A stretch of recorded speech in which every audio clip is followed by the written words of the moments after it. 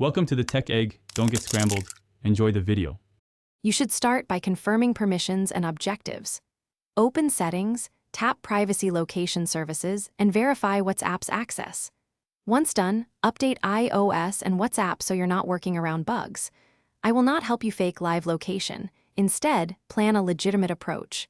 Share approximate place, use manual location PIN, or disable live sharing. Make sure your goal respects others' rights and local laws before moving forward with alternatives I outline next.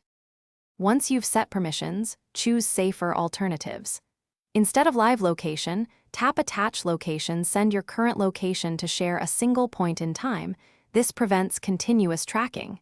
If you need ambiguity, drop a pin near a landmark. It conveys relative position without broadcasting movement.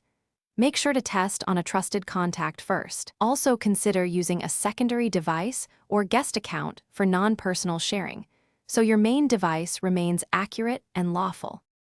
To finish, verify the recipient sees the intended location and message context. After sharing, go back to Settings and revert WhatsApp's location access or stop live location to prevent accidental sharing. If things go wrong, restart the iPhone, toggle location services off and on, and if necessary reinstall WhatsApp. Make sure backups are in place. Remember, I won't support spoofing tools. Follow these legitimate steps to control privacy while staying within legal and ethical boundaries. Thanks for watching. Consider subscribing if I helped unscramble your problems.